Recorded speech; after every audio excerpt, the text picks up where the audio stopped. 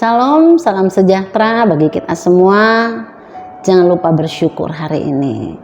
Saudara, devotion saya kali ini saya beri judul berhenti membanding-bandingkan. Saudara, kita diciptakan Allah menurut gambar dan rupa Allah, berarti kita berada dalam standar yang bernilai dan berharga. Tetapi seringkali dalam kehidupan kita sehari-hari, tanpa kita sadari, dalam beberapa hal kita sering membanding-bandingkan hidup kita dengan orang lain, entah itu dari penampilan, dari pencapaian, dari harta dan lain sebagainya. Saudara, ketika kita membanding-bandingkan hidup kita dengan orang lain, akan membuat kita kehilangan rasa syukur. 1 Timotius 6 ayat 6-8 berkata, memang ibadah itu kalau disertai rasa cukup memberi keuntungan besar. Sebab kita tidak membawa sesuatu apa ke dalam dunia, dan kita pun tidak dapat membawa apa-apa keluar, asal ada makanan dan pakaian cukuplah. Sebab itu hindari membandingkan kehidupan kita dengan orang lain, hindari membandingkan bagian luar orang lain dengan bagian dalam diri kita. Tidak ada yang benar-benar tahu apa yang terjadi di balik layar dalam kehidupan orang lain, karena setiap orang punya proses yang berbeda-beda. Sebab itu mulailah kita menghitung berkat yang Tuhan sudah kasih dalam kehidupan kita. Syukuri apa yang kita miliki. Kehidupan orang lain mungkin tampak lebih baik, tapi mungkin saja di luar sana orang lain berharap mereka memiliki apa yang kita miliki.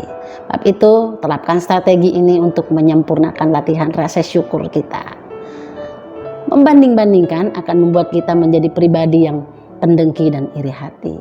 Yakobus 3:16, sebab di mana ada iri hati dan mementingkan diri sendiri, di situ ada kekacauan dan segala macam perbuatan jahat. Saudara, jangan beri ruang bagi iri hati untuk tinggal dalam hidup kamu, yang akan merusak dan menghancurkan kehidupan kita. Sebab itu jaga hati dan jaga mata kita. Hindari perasaan yang seringkali mengamat-ngamati kesalahan orang lain, yang kecenderungan kita ingin menyerang orang lain. Dan kita kadang terlalu over scrolling di media sosial yang terutama saat kita mengkonsumsi konten gaya hidup, kecantikan yang dapat berdampak negatif bagi harga diri kita. Sebab itu batasi waktu di media sosial. Mungkin ada hal baik yang kita dapat ketika melihat orang lain punya mobil, mereka punya rumah mewah, yang mungkin itu menjadi motivasi kita.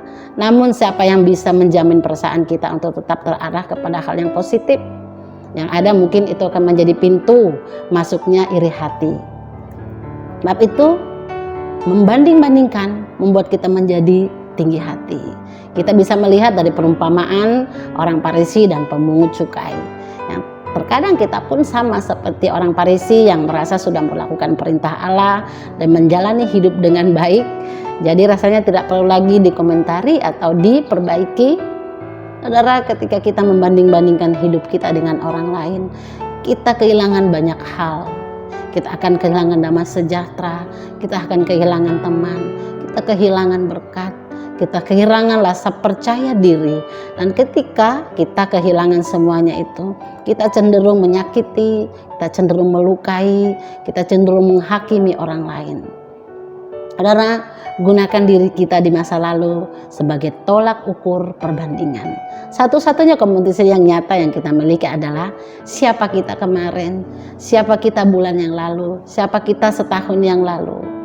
Dan kita akan melihat, dan Anda akan melihat pertumbuhan nyata melalui retrospeksi Anda, dan bangga akan pertumbuhan Anda. Tuhan Yesus memberkati.